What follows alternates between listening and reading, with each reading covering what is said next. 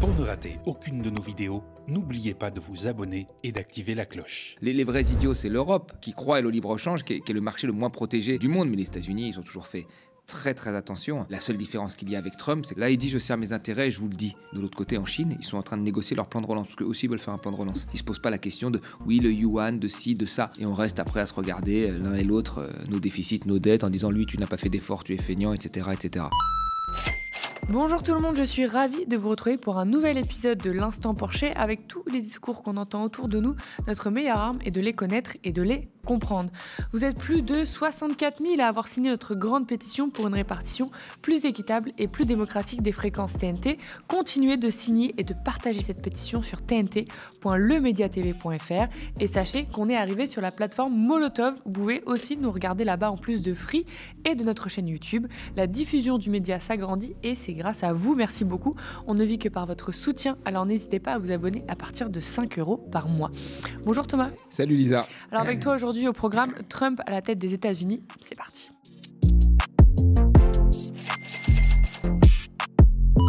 C'est fait, Donald Trump reprend la présidence des États-Unis. Le leader d'extrême droite gagne aussi la Chambre haute du Congrès et le Sénat. Qu'est-ce que ça veut dire concrètement ? Le monde est en alerte tant la première puissance économique mondiale peut influencer le reste de la planète.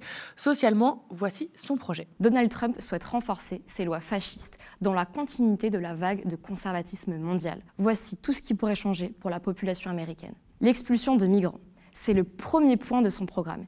Il souhaite, je cite, mener la plus grande opération de déportation de migrants de l'histoire américaine. On peut rappeler ses propos racistes lors du débat télévisé contre Kamala Harris. Souvenez-vous, il affirmait que les migrants mangent des chiens et des chats. Une chasse aux sorcières des idées de gauche. Il veut supprimer le financement des écoles avec des programmes scolaires jugés trop progressistes, souhaitant anéantir les idées socialistes et antiracistes. Dans son programme, il explique vouloir utiliser, je cite, la législation fédérale existante pour empêcher les communistes, marxistes et socialistes étrangers qui haïssent les chrétiens d'entrer en Amérique. Des lois sexistes et anti-trans. Il veut empêcher les femmes trans d'accéder au sport féminin et interdire aux contribuables de financer les opérations de changement de sexe. Trump compte également supprimer les textes de loi interdisant la discrimination de genre, aggravant la situation des droits des femmes, notamment dépourvues du droit garanti d'accès à l'IVG depuis 2022. Une répression politique des voix pro-palestiniennes. Il compte expulser, je cite, les radicaux pro-Hamas et rendre les campus universitaires à nouveau sûrs et patriotiques, laissant ainsi la crainte d'une diminution significative de la liberté d'expression et la liberté d'opinion. Et ce, dans la continuité de la répression étudiante de Joe Biden au printemps dernier. Économiquement, Trump avance le protectionnisme, un tarif douanier de 10% voire 20% sur toutes les importations et de 60% sur les produits chinois. Trump pense aussi à prolonger des allègements des impôts initiés par lui-même en 2017, dont les calculs ont montré que cela avait profité aux plus riches notamment. Comme le Tax Cuts and Jobs Act et permet de réduire de 35 à 21% l'impôt sur les sociétés.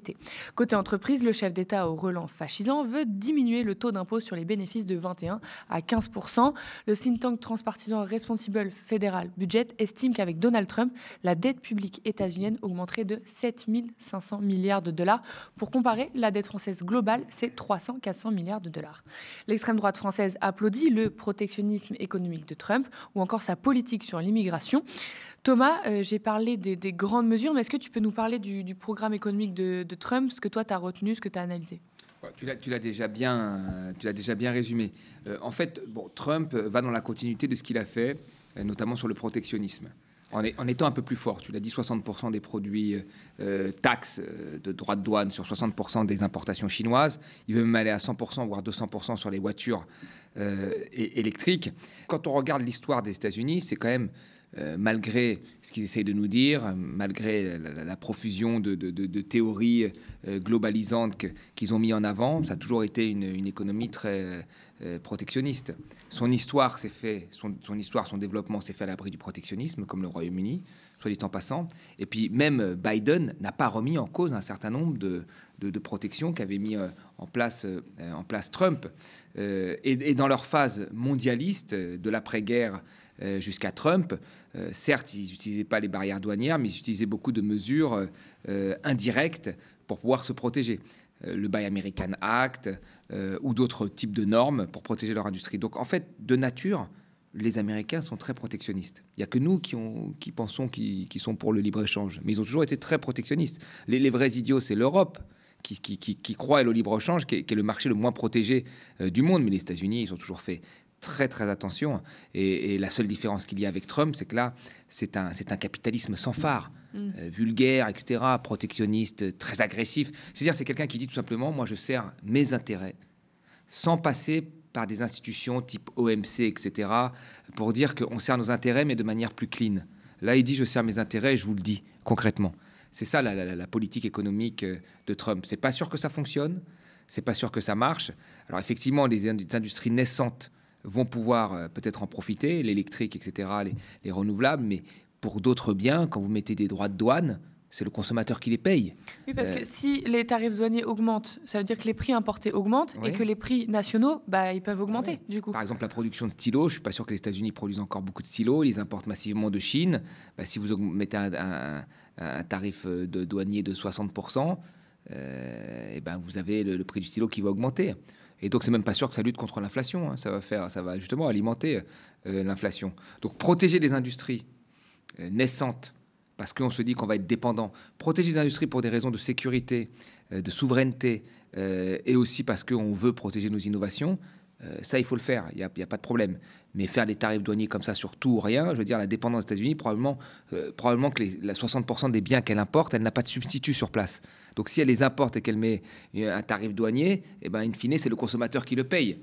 Et il ne va pas être content à la fin, si c'est lui qui le paye. Est-ce que l'OMC, l'Organisation mondiale du commerce, va laisser faire ça dans le sens où normalement il y a des règles qui font qu'on n'a pas le droit d'augmenter les tarifs douaniers, etc., pour un peu un échange mondial équilibré? Bon, l'OMC a été créé après-guerre avec cette idée que le commerce, ça allait être la paix. Mais il faut dire la vérité, aujourd'hui, l'OMC est complètement démonétisé. Plus personne ne respecte l'OMC, que ce soit les pays émergents, l'Inde, la Chine ou en premier lieu les États-Unis. L'OMC, c'était en fait une manière, comment vous dire, beaucoup plus policée, mais où les rapports de force demeuraient. Trump, il assume des rapports de force de manière brutale. Comme j'ai dit, c'est le capitalisme sans phare. L'OMC, c'était des règles qui donnaient l'impression que chacun avait une voix, mais en réalité, les pays riches avaient des voix beaucoup plus importantes que les pays pauvres. Et tout ce qu'a fait l'OMC, le GATT, on a vu que ça a profité majoritairement aux pays riches qui représentent 15% de la population mondiale. Les pays pauvres, eux, n'ont quasiment rien récupéré alors qu'ils représentaient 85% de la population mondiale. Donc ça se faisait, vous voyez, de manière plus policée. Il y avait même un salon vert où les premières puissances mondiales se réunissaient avant d'aller négocier avec les autres, où là, ils décidaient de ce qui les arrangeait ou pas. Donc vous voyez, c'était fait de manière plus policée, mais c'était toujours un rapport de force. Aujourd'hui, il n'y a plus ça. Chacun dit clairement, très clairement, que ce soit la Chine ou les États-Unis, très clairement que eux ils veulent peser et que eux ils servent leurs intérêts en premier. Et il y a l'Europe au milieu qui discute. Mais pourquoi elle discute sans arriver à trouver une voie? C'est parce qu'elle a des intérêts divergents dans l'Europe. Oui, justement, c'est la question que j'allais te poser. L'Europe dans tout ça, entre les États-Unis, entre la Chine, l'Europe, elle part pas sur le chemin du protectionnisme. Enfin, après, il y a eu quelques discours d'Emmanuel Macron pour rattraper le tir quand il a vu la politique des États-Unis et de la Chine. Mais là, l'Europe se retrouve confrontée à une politique qu'elle n'a pas du tout choisie et dont elle, ce n'est pas son orientation, quoi. Ouais. On a souvent dit que l'Europe, et y compris des macronistes, avait été trop naïve. C'est le terme qui a même été employé, je crois, par Emmanuel Macron sur la mondialisation. Et elle l'est toujours. Elle a mis en nombre un certain nombre de dispositifs pour se protéger, mais qu'elle utilise très peu. Regardez sur le cas du Doliprane, la législation qui avait été faite par Montebourg n'a pas été utilisée. Donc il y a des fois où elle pourrait, mais elle ne le fait même pas, parce qu'elle croit vraiment au bienfait de la mondialisation. Mais c'est surtout parce que nous avons des points de vue divergents. L'Allemagne, elle ne vit que de ses exportations. Donc elle, à part lui de protectionnisme, elle a très peur, parce que finalement ses débouchés sont en Asie, ils sont aux États-Unis. Elle a un vrai problème. La France, elle, beaucoup moins.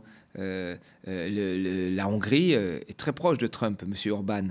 Le président slovaque également sont très très proches de Trump.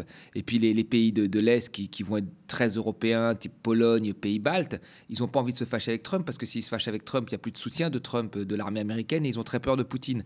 Donc en fait, les intérêts, pour des raisons politiques, de politique commerciale, mais aussi de géopolitique, sont différents en Europe. Alors, si vous dites demain, il faut faire le bras de fer et se lancer dans une guerre commerciale avec les États-Unis, comme je l'ai dit, Il y en a au moins 2 qui vont dire non, Trump, nous on l'aime bien. Il y en a d'autres qui vont dire non, mais Trump, il faut le garder quand même, c'est un ami, même s'il nous impose. Puis il y en a d'autres qui vont se dire oui, mais où est-ce que je vais vendre mes Mercedes? Et donc on n'assumera jamais ce rapport de force. On va peut-être faire des petites choses, mais dans l'ensemble, on va continuer quelque part à se faire malmener par 2 blocs qui d'ailleurs s'opposent très fortement à la Chine et les États-Unis, qui eux servent leurs intérêts et qui n'ont pas politiquement de possibilité. Alors la Chine parce que c'est un régime communiste sans élection, les États-Unis parce que c'est un pays avec un budget, etc., qui savent où ils vont, alors que nous avons des fortes divergences. Puis nous, on part sur une grosse austérité quand même. Et ça, regardez, ça c'est très intéressant. C'est que dans le débat entre Trump et Kamala Harris, on a très peu parlé des déficits, même quasiment pas, très peu parlé de la dette. Là, tu l'as bien dit, la dette risque encore d'augmenter. Ils en ont absolument rien à faire. L'important pour eux, c'est de protéger leurs industries, de ne pas être dépendants des technologies extérieures, d'assurer une certaine souveraineté sur certains biens. C'est ça qui compte. Que ce soit d'ailleurs Kamala ou Trump, parce que les vrais débats se sont faits sur des questions plutôt sociétales. Mais là-dessus, Biden avait gardé une grosse partie des droits de douane mis en place par Trump. Trump va baisser les impôts, mais je pense les plans de relance qui ont été faits vont se poursuivre parce qu'ils ont été mis finalement déjà en place. Donc on se rend bien compte que sur les questions économiques qui nous plombent, la réduction des déficits, les dettes qui nous empêchent de mettre le moindre euro parfois dans les secteurs innovants et importants, eux, c'est pas un problème. Et là, de l'autre côté, en Chine, ils sont en train de négocier leur plan de relance, parce qu'eux aussi veulent faire un plan de relance. Ils ne se posent pas la question de, oui, le yuan, de ci, de ça. Ils y vont. Nous, on se pose beaucoup de questions et on n'y va pas. Et on reste après à se regarder l'un et l'autre, nos déficits, nos dettes, en disant, lui, tu n'as pas fait d'efforts, tu es feignant, etc., etc. Et on sait comment ça va finir. Ça va finir comme la haute technologie, les magnétoscopes, comme la téléphonie mobile, comme tout le reste. Ça va finir qu'on va être un pays, un continent de consommateurs, dépendant de l'étranger. Justement, l'hégémonie des États-Unis et la victoire de Trump posent beaucoup d'interrogations sur comment la première puissance économique mondiale va influencer le monde, sur l'économie, mais aussi les droits sociaux, on en parlait. Il y a Christian Chavagneux, éditorialiste à Alternative économique, qui a avancé que les États-Unis vont continuer leur rôle de pompe aspirante de l'épargne mondiale dans les années qui viennent, à un moment donné où tous les grands pays vont devoir dépenser plus pour faire face au vieillissement de leur population, à la course technologique et à la transition climatique. La guerre pour l'épargne mondiale ne pourra que s'amplifier. Thomas, entre ça et le programme sur les droits de douane, par exemple, on en a beaucoup parlé, c'est quoi là le risque économique pour le reste du monde? Certains ont peur qu'on arrive à une guerre commerciale, en disant que tous les consommateurs y perdraient. Par exemple, certains disent, voilà, il ne faut pas trop mettre des droits de douane sur les voitures chinoises, parce que les voitures chinoises, c'est la voiture électrique low cost. Et donc, comme nous sommes incapables de faire la voiture électrique low cost encore pour le moment, et finalement, pour le consommateur, qu'on incite à aller vers l'électrique, c'est bien qu'il ait ces voitures low cost. Donc, il y a ce type de débat. Il y a beaucoup de gens qui disent, si on rentre dans une guerre commerciale, on risque d'être perdant, il ne faut pas aller là-dessus, etc. Alors, ceux qui disent ça, déjà, ce qui me fait rire, c'est que pour moi, la guerre commerciale, elle existe déjà. Sauf qu'elle ne se fait pas sur des droits de douane, elle se fait sur la politique sociale, la politique fiscale et la politique environnementale. C'est-à-dire ceux qui ont le moins de normes environnementales, sociales, ceux qui ont le moins de fiscalité, ils sont plus compétitifs. Donc la guerre, elle existe déjà. Maintenant, que peut faire l'Europe? Alors là, c'est la vraie question de quel est l'échelon de décision. Si on attend que l'Europe fasse quelque chose, c'est comme pour le climat, etc. L'Europe a réussi en son sein à reproduire tous les méfaits de la mondialisation. Il y a des paradis fiscaux en son sein. Il y a des gens qui sont des mini-Trump en son sein. Oui, il y a une mondialisation dans la mondialisation. Au lieu de s'en protéger, elle a reconstitué une petite mondialisation dans l'Europe. Donc moi, je pense que le bon échelon est quand même l'échelon où il y a une possibilité de prise de décision, qui est l'échelon national. Ce qui ne veut pas dire qu'on est nationaliste, ce qui veut dire que c'est l'échelon de prise de décision la plus rapide. Et là, il y a des choses à faire. En France, si on le voulait, on pourrait. Comme on l'avait dit, tous les beaux mots qu'on a eu après le Covid sur la réindustrialisation, notamment des médicaments, de ce qu'on appellerait certains services de sécurité, d'investir dans nos transports, de là où on a des avantages. Le rail, le transport en commun, le TGV, de réinvestir là-dessus pour qu'on soit numéro un, mais vraiment enfin, on a des records de vitesse sur le train à grande vitesse, mais qu'on aille encore plus loin sur des spécificités qui sont propres à notre ADN. Mais encore une fois, on est bloqué par les questions de déficit. Et aujourd'hui, c'est même l'inverse qu'on fait. On veut faire des économies pour réduire les déficits. Pour quelle raison? Personne ne le sait. On va nous dire la dette, oui, très bien. Bon, la preuve en est, c'est qu'aux États-Unis, ils s'en foutent de la dette et qu'aujourd'hui encore, nous avons des taux qui sont assez faibles. Donc, tant qu'on ne sortira pas de cette logique, on est condamné finalement à une forme de stagnation, comme on le vit depuis plusieurs années en Europe. Pourtant, on est en avance sur les droits sociaux, sur le système de santé, etc. C'est des choses qu'on nous envie beaucoup, ça. Mais exactement. Parce que tout à l'heure, on parle des États-Unis, qu'ils appliquent un protectionnisme, etc. Mais c'est vrai que l'American Dream, il peut vite être démonté par le fait qu'il y a des gens qui vivent en caravane pour payer leur chimio, quoi. Exactement. Il y a des avantages à regarder les États-Unis sur la manière dont ils arrivent à utiliser les règles pour satisfaire leurs objectifs. Et ça c'est une forme d'habilité géopolitique et une habilité dans l'utilisation de l'économie que nous n'avons pas. Que nous n'avons clairement pas. Et c'est ça le problème. Et que tout ce que tu dis, la sécurité sociale, les services publics, le développement des transports en commun, ça a été fait à une époque où nous n'avions pas la même classe politique. Ça a été fait à une époque où on savait encore prendre des décisions. Aujourd'hui, la classe politique qu'on a, elle vit de ces innovations-là, elle vit de ces investissements-là. Et il faudrait, pour les conserver, investir plus, mais les investissements stagnent. On l'a vu à l'université, il y a eu plus d'étudiants, il y a eu moins de création de postes, il y a eu moins d'investissements, il y a eu moins de budget public. On l'a vu à l'hôpital, etc. Donc, en fait, ils sont plutôt en train de casser cet héritage que nous avions. Mais bien sûr, il faut le rappeler, aujourd'hui, la France est un des pays où nous réduisons encore massivement les inégalités grâce à l'État social, grâce à la redistribution et aux services publics. Et on devrait s'en réjouir. Mais à part toi et moi, je connais peu de gens qui s'en réjouissent. La plupart des gens, ils vont dire ça d'un seul coup. Ah, il n'y a pas d'inégalité, vous avez vu, vous poussez un peu, et puis le jour d'après, ils vous disent oui, on dépense trop, il faut couper dans la dépense publique. Non, il faut être très clair. Si on adore ce système parce qu'il réduit les inégalités, comme c'est notre cas, donc il faut le poursuivre, et donc il faut investir dans la dépense publique pour qu'il se poursuive.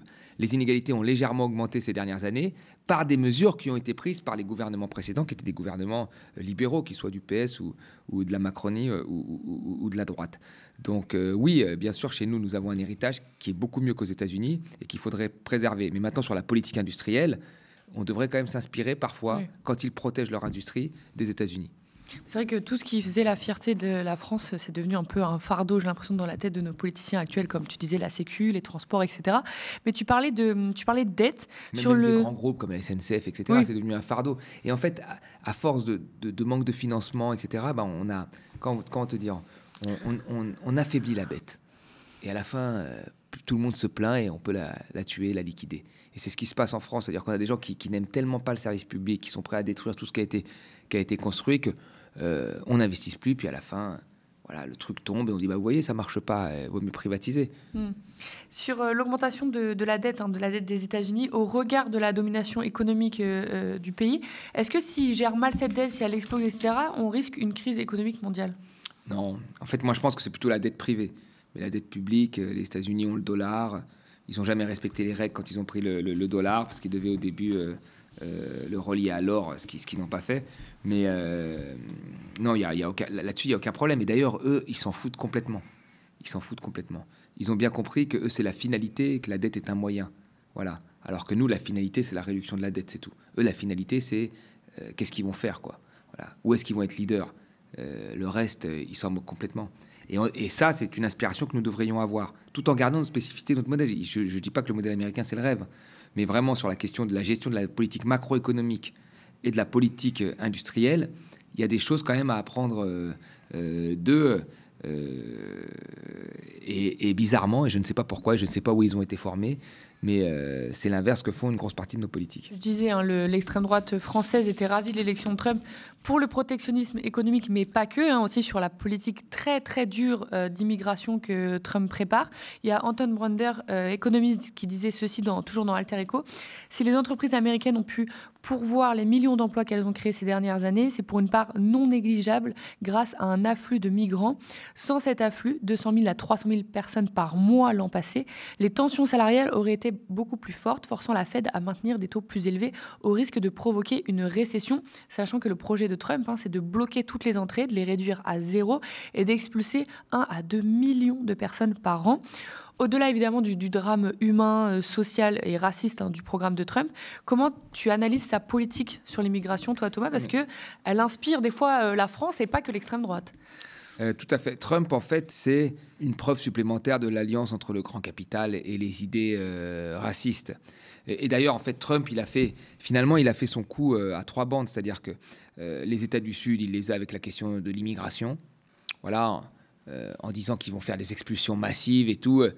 Mais quand même, comme ils doivent avoir le vote des descendants de l'immigration, notamment le vote latino, etc., qui est un vote qui a beaucoup progressé, il met toujours des parenthèses. J'ai rien contre les immigrés, mais contre l'immigration illégale, etc. Mais bon, derrière, voilà, on sait ce que ça veut dire. Hein. Et donc, il a dit qu'il allait faire des vagues massives d'immigration, de retour, en fait, d'expulsion. La deuxième chose, c'est qu'avec les baisses d'impôts très fortes, la baisse d'impôts sur les sociétés, comme tu l'as dit, à 15%, là, il a tout le monde du patronat qui est hyper content, tu vois. Et avec le protectionnisme, il a tout le monde ouvrier, tu vois, qui est très content. Et d'ailleurs, Marine Le Pen l'avait aussi très bien compris quand elle était avec Philippot, quand elle a dit comment je vais aller conquérir les bassins du nord de la France qui ont vécu la désindustrialisation. Je vais leur parler de protectionnisme. C'était une des premières en France à parler du protectionnisme. Beaucoup d'économistes, parce que le protectionnisme vient de gauche à la base, vient des économistes de gauche plutôt, qui défendaient ça, qui ont critiqué la mondialisation, qui ont dit attention, on va perdre. Ça venait de ça. Et elle a récupéré ce thème dont aujourd'hui tout le monde parle, mais à l'époque la gauche ne voulait pas entendre la gauche de gouvernement. Le protectionnisme était un gros mot. C'était le repli sur soi, etc. Alors aujourd'hui tout le monde s'est rentré dans le vocabulaire, tout le monde dit que c'est une stratégie comme une autre. Et là il a fait ce coup à 3 bandes. Donc il a le capital, il a une partie des ouvriers des anciennes usines, plutôt ouvriers américains, qu'il a récupéré avec les questions de protectionnisme, et il leur a fait le coup en 2016 une fois, et là il l'a ressorti. Et après, il a été très fort sur les questions d'immigration et on va dire aussi les questions sociétales, sur l'avortement, tout ce qu'on pourrait classer aujourd'hui dans, j'aime pas utiliser ce terme, mais dans le combat de la pensée woke. Oui, voilà. Le progressisme, quoi. Voilà, progressiste, tout à fait. Après, Kamala Harris, elle a très mal géré. Bon, elle est arrivée tard, elle a très mal géré sa politique. Elle a voulu faire une offre plutôt centriste, ce qui a été une grave erreur. Il faut assumer à un moment des positions plutôt fortes. Parce qu'on regarde en nombre de voix, Trump n'a pas forcément explosé. Je crois que il n'a pas conquis de nouveaux électeurs. On est sur le même nombre de voix que l'élection précédente, mais c'est plutôt les démocrates qui ont perdu en nombre de voix et en fait beaucoup de gens qui ont fini par s'abstenir, etc. Non, mais ce qui est quand même dingue, c'est que d'un point de vue économique, probablement le meilleur président, ça a été Biden. Vraiment de tous. Il a fait un plan de relance massif, comme jamais personne n'avait osé le faire. Il a réindustrialisé. Enfin, ça a été quand même quelqu'un... il a fait des plans massifs pour la transition écologique. C'est quand même quelqu'un dont on aurait dû s'inspirer. Et d'ailleurs, on s'en est inspiré un petit peu. On a tenté de s'en inspirer en Europe avec ce plan de relance. Mais il a été quand même un des meilleurs présidents. Mais il a fait de la politique macro. L'inflation est arrivée. Il n'a pas su bien expliquer, il n'y a pas eu des mécanismes de protection comme chez nous, etc. Et donc, Trump est arrivé derrière et a récupéré. Et après, il y a eu beaucoup d'erreurs de stratégie purement politique, c'est-à-dire que Biden a voulu se lancer alors qu'il était plutôt d'une santé fébrile, ce qui n'a pas permis de faire une campagne, une grande campagne pour une candidate qui aurait été choisie différemment. Et Madame Harris, elle a voulu faire une campagne au centre. Et donc, c'était grosso modo les extrêmes, l'extrême droite de Trump, les fous furieux contre Hollywood, les intellectuels de gauche. Et je pense que ça, en tous les cas, ça n'a pas fonctionné aux États-Unis, ça n'a pas été suffisant. Et donc, il y a des leçons à tirer aussi chez nous. Est-ce que la victoire se fera par quelque chose de modéré ? Comme on le dit, quand la gauche arrêtera de vouloir plaire à la droite, peut-être que c'est là qu'elle se fera élire. C'est exactement ça. En fait, pour conclure, c'est ce qu'on pourrait dire. À chaque fois que la gauche essaye de plaire à la droite en se réappropriant des thématiques de la droite, c'est la droite qui gagne derrière. Et on rappelle évidemment que les programmes d'extrême droite finissent toujours par bénéficier aux plus riches. Ça s'est vu absolument partout. Pour gagner le pouvoir quand on est à l'extrême droite, la condition, c'est de rassurer les milieux financiers. Tout le monde l'a compris. Trump, c'est une personne issue des milieux financiers à la base. Oui, souvent l'extrême droite, c'est pas des prolos sortis de leur usine. Voilà, c'est ça. Et Marine Le Pen, quand elle a eu son programme un peu sulfureux de sortie de l'euro, elle a vite vu que c'était trop complexe, que ça faisait peur aux gens. Elle l'a abandonné, elle l'a remplacé par des baisses d'impôts. Merci à vous, chez vous, d'avoir suivi cet épisode de l'Instant Porcher. J'attrape une dernière fois votre attention avant de se quitter. La situation politique est inédite, historique, 2 directs par jour, du terrain, du reportage, mais aussi de l'enquête. Le média, c'est 25 travailleuses et travailleurs qui produisent de l'information au quotidien. Nous sommes toujours dans le combat pour exiger une répartition plus équitable et plus démocratique des fréquences TNT, après que l'Arcom ait refusé notre dossier solide et sérieux pour une chaîne télé des médias indés. Signez et partagez notre grande pétition sur tnt.lemediatv.fr et sachez qu'on est arrivé sur la plateforme Molotov. Vous pouvez aussi nous y regarder en plus de Free et de notre chaîne YouTube. La diffusion du média s'agrandit et c'est grâce à vous. D'ailleurs, on a ouvert une seconde chaîne YouTube pour vous informer encore plus et vous y proposer nos replays ou encore des reportages au cœur des luttes. Alors abonnez-vous. Merci beaucoup pour votre soutien, spectateurs, abonnés, donatrices et sociaux. Je vous dis à la semaine prochaine.